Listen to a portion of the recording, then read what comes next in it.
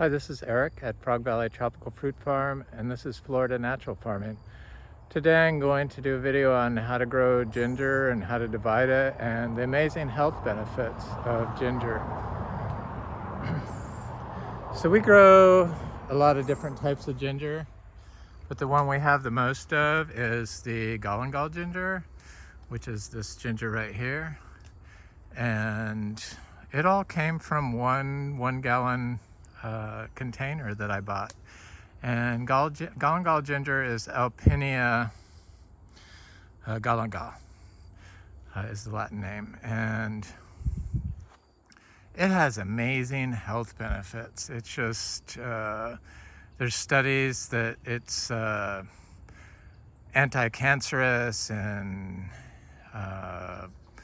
they've studied it for helping when taking chemotherapy.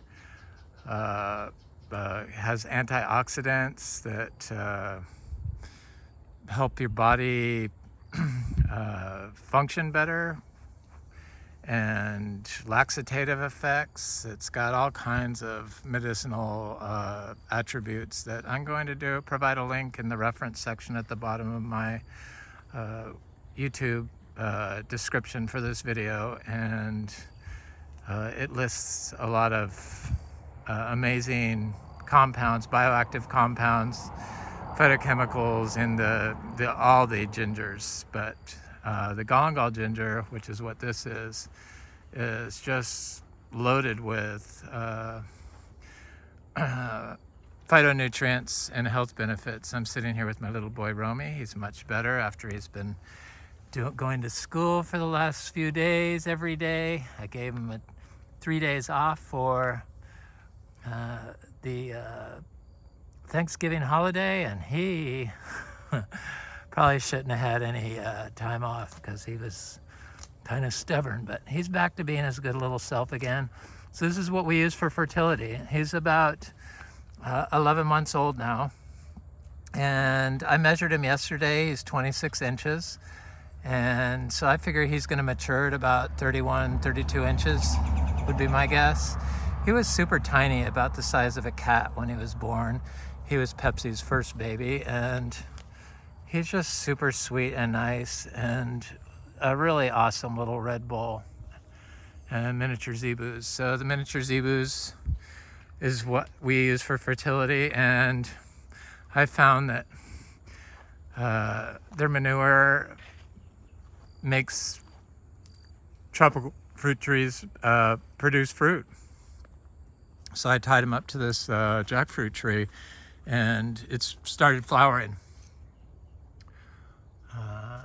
It's because he was peeing and defecating under it. But anyway, so I plant ginger and I divide ginger, and I have learned through killing just certain gingers that the best time to divide the ginger is during the rainy season. I killed a huge patch of torch ginger, Etlingera elatior is torch ginger, and that's the Latin name. And so I'll never do that again during drought. I just assumed that it would survive, but it was planted in full sun. I plant my ginger in full sun. I've never watered any of our gingers. I'm also going to do, this video is on Heliconia, so Heliconia has amazing health benefits, and we have a lot of those. And so in between all these sugar apples, I have planted ginger, and everything seems to do well when it's planted with ginger. Ginger is a waxy leaf plant, which is the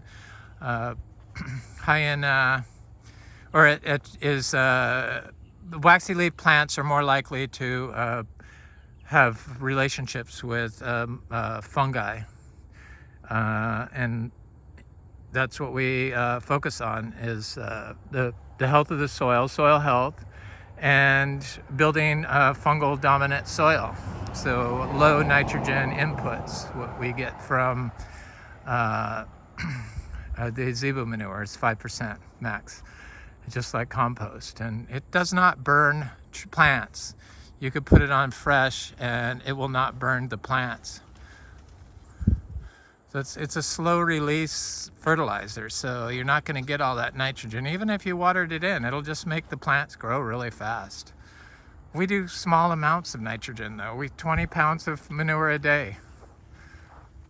Right, Romy? It works out to about 29 pounds of total nitrogen applied per acre per year, which is very small amounts. So the ginger, we've never watered any of this ginger, and University of Florida recommendations, this goes against what they say is possible, but we grow naturally, and we look to indigenous farming for knowledge and different regenerative forms of agriculture for knowledge on how to grow. So permaculture and biodynamics. We used to be biodynamics certified, and we aren't anymore. We used to be organic certified, and we aren't anymore. I just feel like I do enough videos, and some of the dogma that they use in both forms of certification for regenerative biodynamic farming or even organics, they just use too much plastics, and they use too many approved inputs that I just don't believe in, like hydroponics. So this is, I'm pretty sure this is called Thai ginger, and I got this from Rooster Farm. Most of my heliconias and gingers I get from Plant Group Hawaii, but I did get this particular, this is like a culinary ginger, like Zingiber officinalis, which we have, but at this time of year it dies back and I can't really find it. But this one is an evergreen, and I believe this, because it looks like the leaves, this is from Rooster Farms, and it has a culinary ginger, a big fat, like regular ginger, but it's like bigger, like juicier and bigger, and a better rhizome for cooking. And it's I believe is a Alpinia Galangal ginger, or a hybrid, but I'm pretty sure it's a Galangal ginger that's been improved in Hawaii or somewhere, maybe in Thailand, since they call it a Thailand. But Galangal ginger synonym is Thai ginger, so I don't believe this is Zingiber officinalis, but I do believe it is probably Alpinia Galangal species. And it does really well. I would love to divide this right now, but I'm going to wait until it finally is getting a big clump to it. So I'm going to wait until it is the rainy season, even though it seems like the rainy season is all year here now. I don't know when that started, but this year seems to be very wet. Even in winter, as you can see, it's very lush. Oh, I have a very tiny little madruno that ripened. I don't know why that ripened so tiny, but it did. I thought there was a big one on here. Curcurma madruno.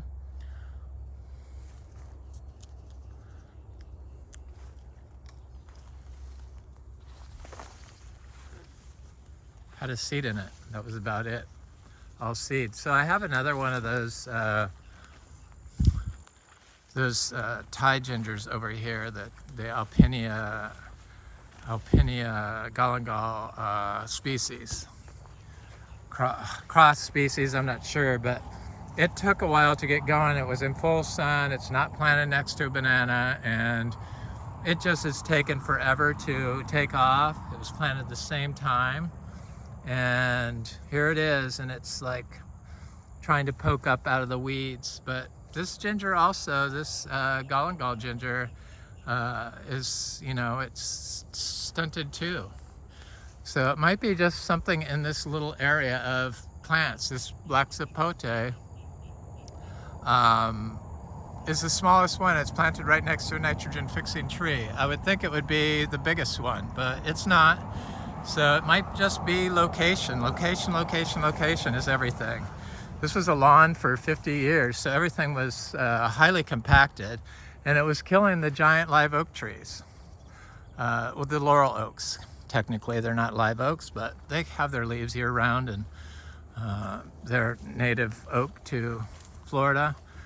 And they grow in swamps, and that's what that is. And so I was like, wanted to figure out why these trees were dying, and I took a bunch of soil science classes because I also wanted to figure out how to grow in Florida and what I need to do. And I discovered that that you need to like let the plants grow, let the roots grow in the ground, and let the grass grow tall rather than mow it all the time. And it was the compaction that was causing all the problems here and killing the giant trees. And as soon as I figured out that, things changed. And then I discovered the miniature zebus, and everything changed completely. And now it's very lush, biodiverse system of multiple plant species all growing together. Here's a little citrus growing next to, I believe this is a egg fruit tree.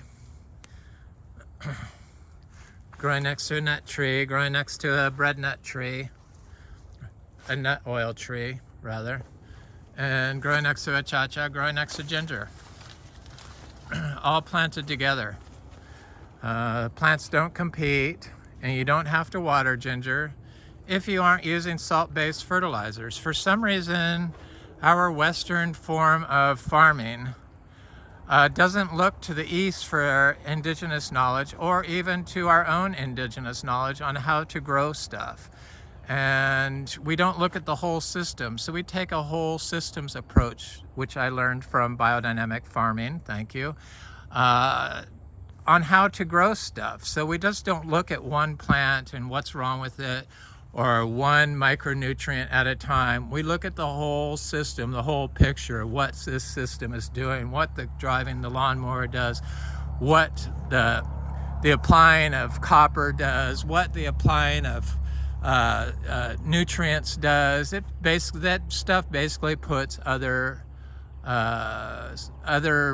things out of balance, other nutrients out of balance. It compacts the soil.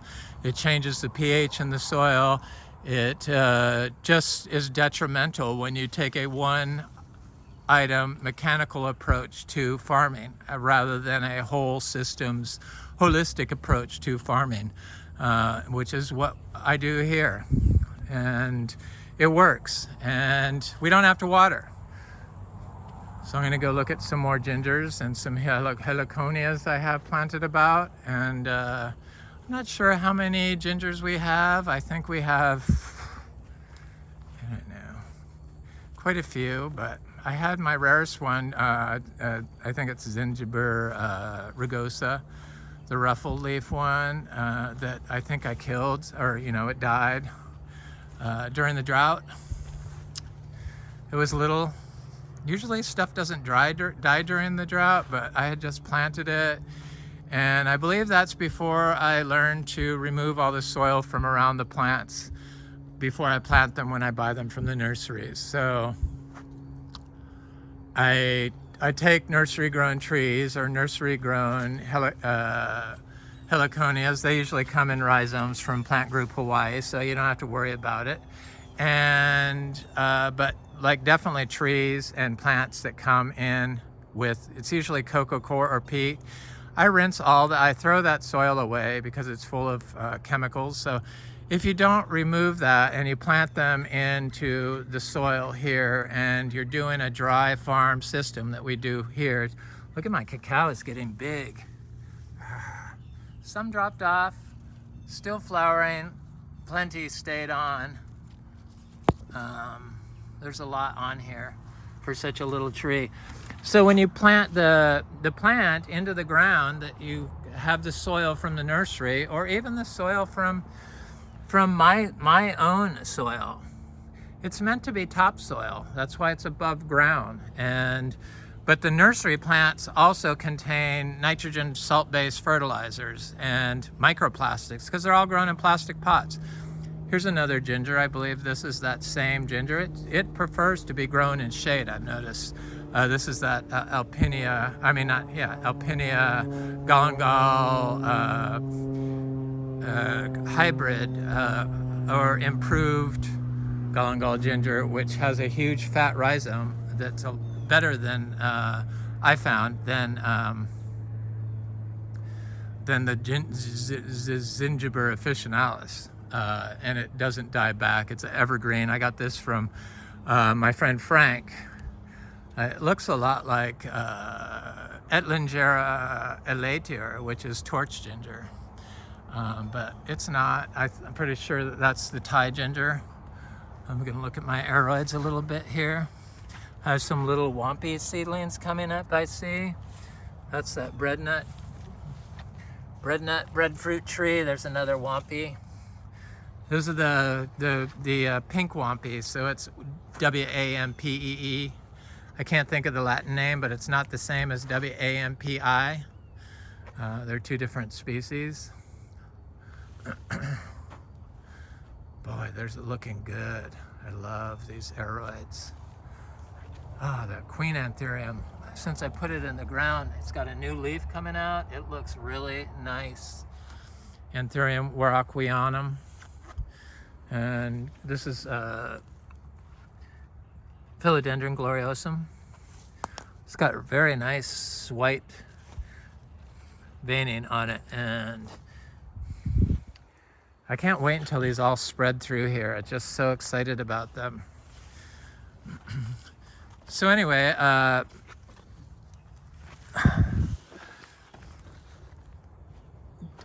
Zingiber, or no, it's the torch ginger. So the torch ginger is my favorite ginger. This is more of my Galangal ginger, Alpinia galangal. Amazing health benefits, which I said I'll provide links in the reference section, and you can look it up yourself. So here's one of my divides of my, I'm going to go over there, of my Alpinia, or no, it's Etlingera elatior, torch ginger, and here's some of my heliconias that I divided. So heliconias are also a major source of bioactive compounds that have amazing medicinal qualities that they've been using in Chinese and Indian medicine, Eastern medicine. And so it's something that we just totally ignore. And I guess you can eat the rhizomes of this, or the rhizomes are used for stomach ailments and liver issues, jaundice and stuff. Heliconia rostrata. I'll go look at it, show you. So this is a divide I did of it's the pink one, the torch ginger. And this came off that big clump I had that died. It used to bloom very well, but it's doing quite well. And I've learned not to divide this during drought. This is very temperamental. And it was growing in full sun. And it's never been watered. So all this stuff they say where you have to water all this stuff in Florida just simply isn't true if you look at the whole systems approach. So you look at the soil, you look at the cover crop, you look at the disturbance, and you look at your input. Yes, if you're using salt-based fertilizers, you have to water, otherwise your plants will burn. And that's why when you plant plants and you leave the soil in the ground and you try to dry farm them, and during times of drought, the plants will die. But if you remove the soil and you wash the roots in rainwater and then plant them into this, and then during times of drought, or even planting during times of drought, they always survive, for me anyway. But we do have very healthy soil after 8 years of focusing on soil health and the fungi in the soil. So it's worked, and it works in Florida. And that's why I am trying to get this message out to people that we don't need to use the polluted water. We don't need to use the plastic tubes. We don't need to use the plastic pots. It's just everything is connected, and the microplastics that are in the plastic pots, the black plastic pots and the black shade cloth that people put on the ground, prevent microbiology. It's like prevents uptake in water in your plant root, and it goes into your food, and they are major synthetic estrogen releasers due to the polymers, the synthetic polymers. They add more than 1,000 to the polypropylene and the polyethylene, which causes feminization in animals. So just saying, we need to focus more on the plastics than and soil health than worrying about what nutrient or how much water your plant is getting, because the plants know how to get water. So here's a stromanth lutea, and it's a lot like Calathea lutea, and I guess these are edible. So a lot of people know stromanth sanguine. It's that tricolored stromanth, tricolored ginger. They're not gingers. They're somewhat like gingers. They're stromanths. This is stromanth lutea. It's like an orange cigar, like Calathea lutea. I guess that's why it's called stromanth lutea. And here's another one over here. And these are another somewhat ginger type plant that are edible or medicinal, but there's no studies I could find on them. So all this stuff, all these studies are kind of new, and they're getting to the plants one by one. So I, do videos recently on fruit leaf teas and trying to make up 47, or not 47, but more than 30 fruit leaf tea that I make, one leaf of each plant. So I'm going to start including my heliconias in my fruit leaf teas. I include the Caesar weed in it, and I include the pine needle in it, and I include the oak leaf in it, and I include the Bidens, or the Bidens pilosa, because those are all natural, part of our natural orchard floor, this stuff, that have fabulous bioactive compounds in them. So we don't plant an orchard floor, but I do add plants to the orchard floor, and eventually they take over, which is going to be the case with the Heliconia, with the Philodendron gloriosum and other philodendrons that I planted in there.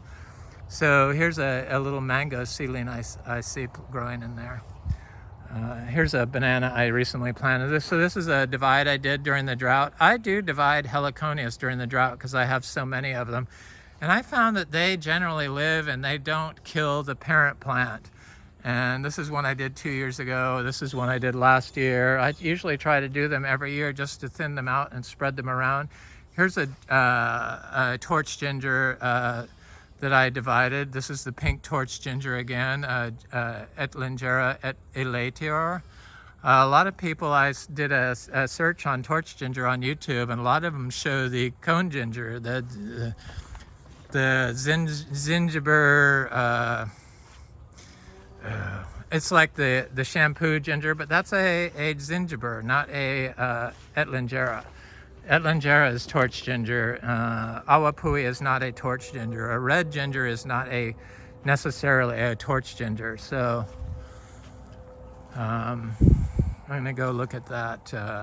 I try to get these all along my paths, and I'm slowly doing it, but when I was always dividing them in the winter, and they just weren't, they always didn't take. So I'd do whole sections of hundreds at a time, one rhizome. So each one of those plants was just one rhizome, and they all came from 1 gallon, the Alpinia Galangal Ginger. Here's that torch ginger.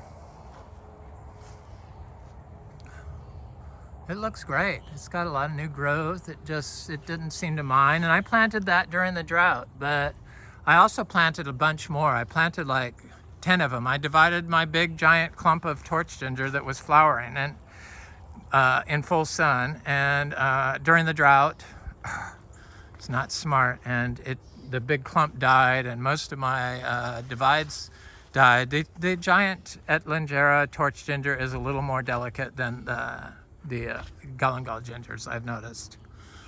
But the Galangal ginger clumps can die also if you divide during times of drought. So I would, from now on, I'm only dividing my gingers during rainy season in the summer, like the turmeric and stuff. Turmeric does great when you divide it in the rainy season when it still has its leaves on it. And turmeric is a form of ginger, curcurma. And this is another ginger we have. This is a evergreen, what a lot of people call the awapui ginger, or the awapui ginger is a form of that, but this is an evergreen form, and this particular one has not bloomed yet, but it has the cone type gingers. It's Alpinia. I'm not sure exactly which one that is, but here's one right here that is an Alpinia spectabile. I think I saw that somebody called this a torch ginger. It's an evergreen one also, and it's growing in here with everything. This is my juicy pearl star apple next to a big inga tree next to that big fruiting achachiro tree, next to a sapodilla, next to sugar cane. I have a path I take, it's just not mowed. And trying to get over here to this other torch ginger. So here's a big, this is a red torch ginger, and I did divide it up there. It had spread down here. They spread, and it died where I divided it, but where it grew to it, it's doing great. And it has the red flowers, and the flowers are edible. So this is Etlingera, or elatior, Etlingera. This is a bunchosia, a peanut butter fruit. This is Heliconia, of course. I'm going to show some flowers of the Heliconia. My black sapote, black beauty, it's like covered in fruit, and it should be getting close. I had a dream about it, that it was ripe, so it's getting close, but it's not there yet. I did pick one fruit that was ripe, but it's almost there. This is my favorite sapodilla tree, favorite fruit. I don't know what it is. It's just the best one, I think. I like tikal, I like them all, but some I like more. I don't like them when they're too big and mushy, and they're overly sweet for me, a little overly sweet for me. That's why I don't do a lot of videos on them. So I had that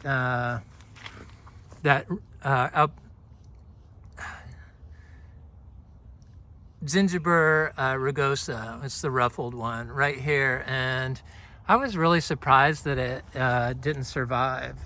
I think maybe something ate it down below, because everything seems to grow next to these heliconias, which is the case with this giant Garcinia macrophylla. And we started this farm for the Garcinia trees, for the achachiro in particular. And here's some flowers on the Heliconia. They're gorgeous. The Heliconias make great trellis for passion vine. They don't seem to hurt them at all. And they always are at the right height to harvest off of them. They don't get too tall. The passion vine stays right at hand level for me, and the Heliconia flowers are like, you can sell them. So it's like a multi-crop plant. So the rhizomes, the leaves, they use the leaves in spas in Central and South America. In Costa Rica, I know they do. They slather people with aloe and then wrap them with heliconia leaves. And heliconia has been shown to be a good plant for all kinds of things. I'll do a link. And Heliconia rostrata, they did the studies on. This is a different type of heliconia. I think we have 10 different types of heliconia. They're all not blooming yet, but you could see that they do well without being watered. And why they tell you have to water all this stuff, it's because they recommend using salt-based fertilizers. That's why. Otherwise you don't have to, but you do have to look at the whole system. You have to look at soil health, and I'm trying to get them growing around the pool. So all these heliconias came from one rhizome, so each different type I have. I'm trying to look for more flowers, but I only see the one type of flower. But I know there's a Heliconia rostrata flower. That's the lobster claw Heliconia, and it's growing in here. I'm trying to use it as a to shield my pool so that people can't see into my pool when I'm in there swimming. So here's the lobster claw Heliconia. This is the one they do all the studies on.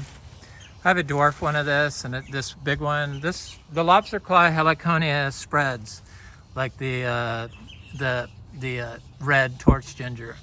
So this is Heliconia rostrata, and it's a beautiful plant. And yeah, they sell these flowers and all kinds of medicinal benefits from the Heliconia leaf. The Heliconia leaf is a substitute for banana, for musa. In fact, they used to sell it as musa. They used to think it was a banana, but no, it's Heliconia.